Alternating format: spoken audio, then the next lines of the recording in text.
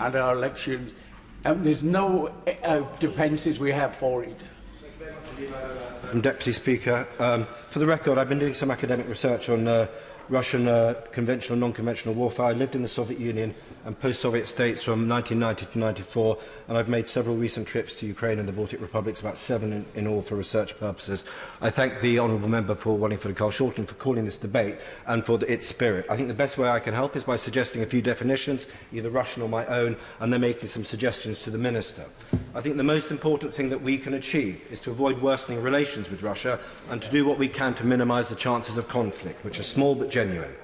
However, at the same time, we need to call out Russian malign intent, understand what is happening, and to take firm action when required.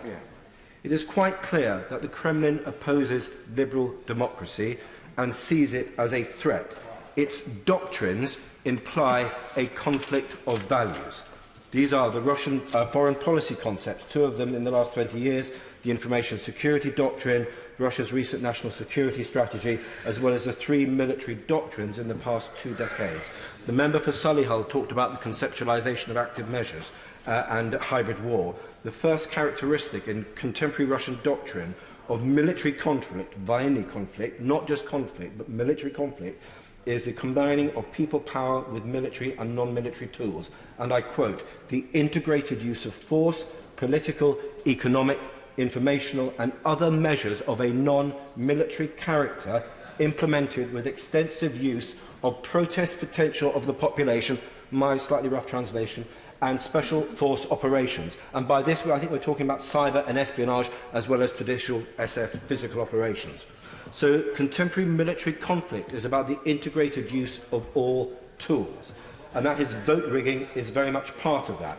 There are over 50 tools that I've come across, and there are too many to mention here. I think one can divide them up into 6 different categories. Information warfare, which clearly we're seeing a lot of in this country, and I would include the substance of cyber.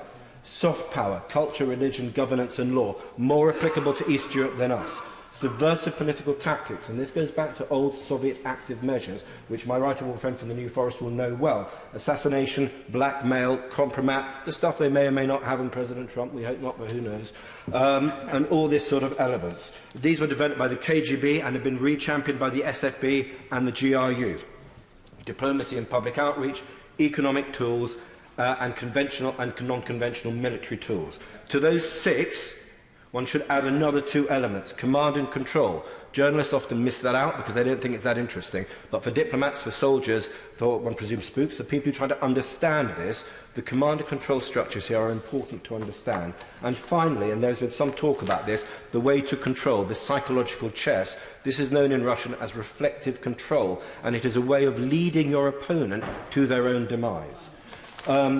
I've been piloting my speech, so I have in the last 45 seconds. What we need to do, I would recommend to the Minister, look at the US in the 1980s. They had a House Intelligence Committee, reported annually, twice a year. It was a standing, powerful committee using a great deal of experts from across the range to publicise its results, to inoculate society against the lies that are told. We need a House Intelligence Committee. I'll be writing to various members for Totnes and Derby South, about this in the new year. We need a powerful committee that can look holistically. Russian warfare is holistic. Ours needs to be holistic as well. Secondly, we need a standing group of experts. Again, the US in the 1980s, the Active Measures Working Group, was very successful in bringing to light the cyber, well, not cyber at the time, the active measures warfare of the Soviets, and championing it or highlighting it and presenting that evidence to Mr. Gorbachev. Thank you so much. Jim Shannon. Deputy Speaker, I just first of all want to thank the honourable member for Carshalton and Wallington for bringing the issue to the floor.